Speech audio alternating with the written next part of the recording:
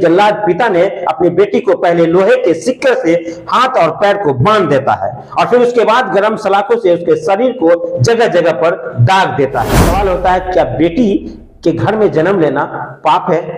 बच्ची जो 6 साल की है, उनका आरोप है कि मेरे पिता के मना करने के बावजूद वह बगल के घर में सोने चली गई थी। बच्ची की इतनी सी गलती थी कि उन्होंने अपने पिता के जेब में हाथ डाला और 10 रुपये चुरा लिए। एक पिता ने पैसे मांगने की अपने बच्चे को ऐसी सजा दी जिसका चर्चा पूरे बिहार में होने लगा है।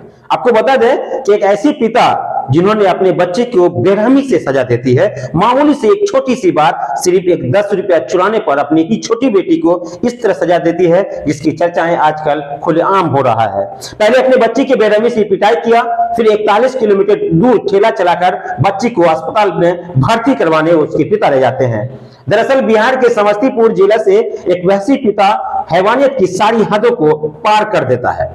दरअसल पैसे चुराने की अपने ही बच्ची को, यानी अपनी ही छोटी सी मासूम बेटी, 6 वर्ष की बेटी, उनको जिस तरह से बेरहमी जल्लाद पिता ने अपनी बेटी को पहले लोहे के सिक्के से हाथ और पैर को बांध देता है और फिर उसके बाद गरम सलाखों से उसके शरीर को जगह जगह पर दाग देता है। क्या एक बाप को इस तरह से जल्लाद बनना चाहिए?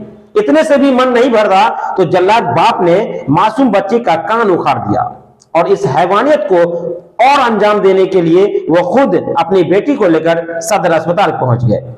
जैसे ही अस्पताल पहुंचे, आसपास मीडिया और पत्रकारों की भीड़ लग गई। जब जानकारी मिली तो पता चला कि बिहार के समस्तीपुर जिला के पटौड़ी थाना क्षेत्र के धमौन गांव का ये पूरा मामला है और धमौन गांव का निवासी, जिसका नाम इस वक्त 50 वर्ष उम्र है, वर्षीय मंटून राय, जो ठेला चलाते हैं, अपने गांव में ठेला चलाकर अपने परिवार का गुजर बसर करते हैं। ऐसे में मंटून राय की एक छोटी सी बेटी है जिसका नाम शिवानी कुमारी है।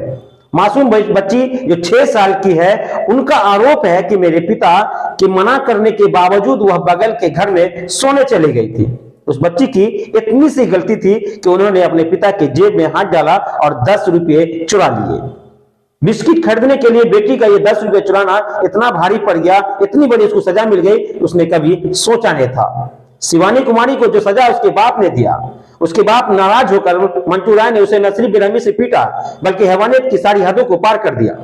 इस दौरान पिता ने मासूम शिवानी को पहले सिक्कर से बांधा, हाथ पैर बांधने के बाद गरम सलाखों से उसके पूरे बदन को जगह जगह दाग दिया है।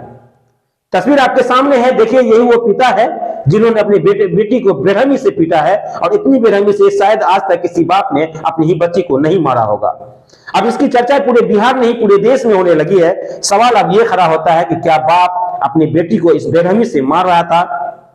क्या इस घटना के बाद पिता को अपनी गलती का एहसास हुआ?